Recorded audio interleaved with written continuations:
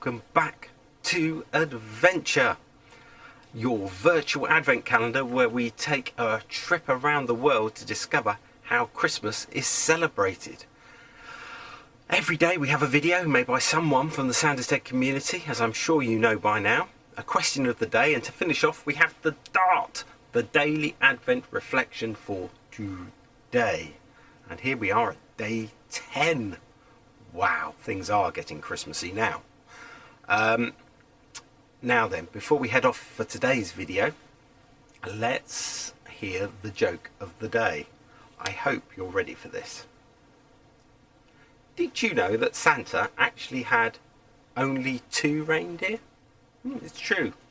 He had Rudolph and Olive. Olive, the other reindeer. Yep. Yes. Okay. Anyway, that's enough of that silliness. Let's find out where we're headed. Where in the world are we going today? Today our adventure takes us all the way to Japan. Hello, welcome indeed. My name's Wendy Parr. We are Rotary Sanderstead and Selsdon. We're your local Rotary club. We were asked to look at Christmas in Japan, and so we did. So come with me if you would and have a little look at Christmas in Japan.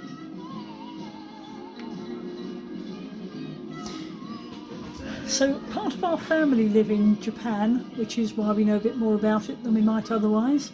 You can see the rising sun flag on the right hand side there. Japan has 126.5 million people living in the country, which sounds an awful lot, doesn't it? The weather is mostly temperate, it says. I'm not sure I've always noticed it being temperate, but temperate they say. But the seasons do have downsides. So rain in the spring, humidity in the summer, typhoons in early autumn, and the brisk chills of winter. But the terrain and location play an enormous factor in the weather. So just a quick look at Japan's traditional dress. Kimono for the ladies, of course, with which we're very familiar, and the harihima for the gentlemen. This dress is not worn in normal everyday life, but it is for celebrations and important events in their culture. So how do the Japanese live so long? They live to well in their hundreds, which is amazing. Why do they live so long? Because they eat healthy diets. They eat regularly and they eat healthy food, and that's why they live so long. What does it cost to live in Japan? Well, on average, 138,000 yen, which equates to about £1,000 a month. Meet the Parrs. This is our family who live in Japan. Matthew, his wife Yuka, their daughter Emily, and their son Kai. Matthew has lived in Japan for about 25 years now. He went to Japan to teach English as a foreign language and never came home, which is extraordinary, but he loves it. So Matthew is a principal in Nagoya International School. Both of Matthew's children attend that school.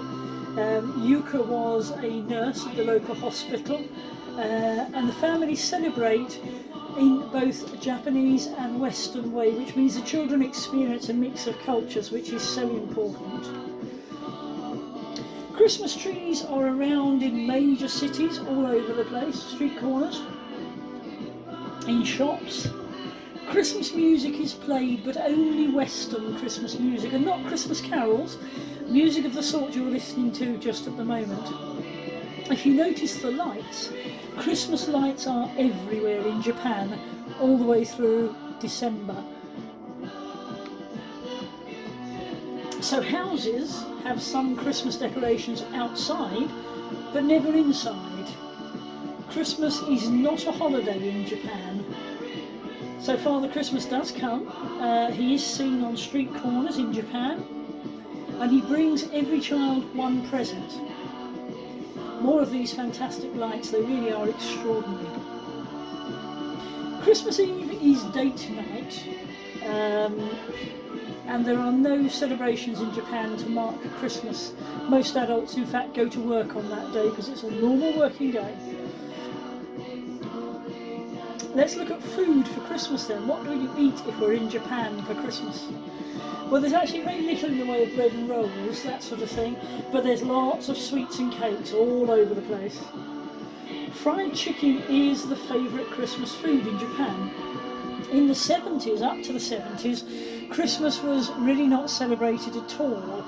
There was no particular food to be had, and KFC put a marketing campaign together saying this is the food you should eat for Christmas, and since then it's stuck, and so everybody has KFC on Christmas Day. That's a standard Christmas menu in Japan, lots of KFC all over it. This is a traditional Christmas celebration cake in Japan. It's a strawberry shortcake sponge with cream. It's lovely, and you can see there's a variation in the internet there, showing you different types of approaches of this cake, but this is the Christmas cake in Japan. What do we drink? Well, hot sake is the order of the day if you're an adult, and if you're not, then chanmery is the children's Christmas drink. Celebration Christmas hats on there. It's nice, isn't it? So Christmas gifts. The Japanese tend to give cosmetics, cutlery, small mugs, strangely enough, or the sort of gift box that you can see on the right hand side there. Gifts must be given directly from the person producing the gifts to the giftee, not via somebody else. And it's frowned upon to give gifts such as shoes, watches or writing supplies. There are lots of traditions around gifts, what one can and can't give in Japan. Interestingly, in Japan they have, in most towns and cities, they have biscuits with the name of the town on it. That's a favourite gift to give. More of the gifts that are acceptable to give. So interestingly, New Year is a much bigger celebration than Christmas in Japan. For New Year, which starts on the 26th of December, so on that day all the decorations are down. They're only outside, of course, but all the decorations are down and the New Year celebrations begin. And this is a big one in Japan. The families go to the Shinto temple on New Year, and they take with them a toy that they no longer want, and that toy is offered into the temple as part of the Shinto celebrations for New Year. So it's a big do. So that essentially is Christmas in Japan. Would I like it? Well, I don't know. It's what you grow up with, isn't it? If you lived in Japan and you grew up with these celebrations, you'd love them. Of course you would. It's slightly different in the United Kingdom, but that doesn't make it better, just makes it different. So happy Christmas from everyone in Japan. Well, welcome back. I hope you enjoyed your trip. And before we head off for the daily Advent reflection for today, or DART, here is today's question of the day. The question of the day. So, today's question is this. Sometimes homemade presents mean a lot more. So, is there someone you could make a homemade present for this year?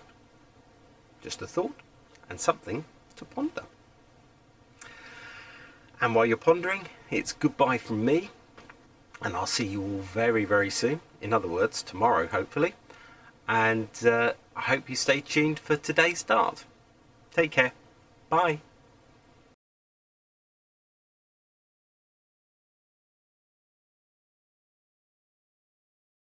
Unsparing and unstinting. Those are the gifts that these wise men brought to Jesus. You and I often think that before they noticed the star and decided to follow it, they must have packed their things for a very long journey that was going to happen. And those things included some amazing gifts which they wanted to give to this very special baby. They must have deliberately selected them and packed them. They probably gathered them together a long time before, because I guess they anticipated the birth of the special baby. Now I wonder, have you packed and wrapped everything you need to give at Christmas? All the gifts you're going to give? These men prepared in advance, and I know in this funny old world that a lot of people have done that because we haven't been sure, have we, whether we'd be able to celebrate Christmas properly. It has been a funny old world, hasn't it?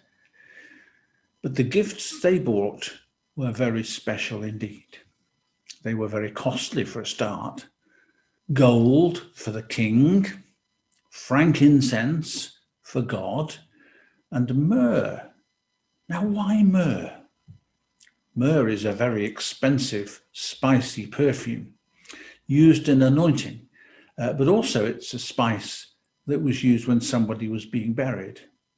So perhaps it has an association with death, reminding us that Jesus would one day die and be buried to take away the sins of the whole world.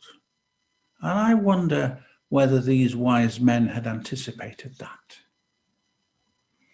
And then they bowed down and they worshipped him because they realized who he was. And they realized that they too, who had come from a foreign land, were welcome. Their gifts were accepted. And here's the point. All of us, every single one of us, is included in God's plan of salvation. There are no outsiders, whatever our ethnicity or our social background. This Christmas time, we are all welcome to come and worship Christ, the newborn King.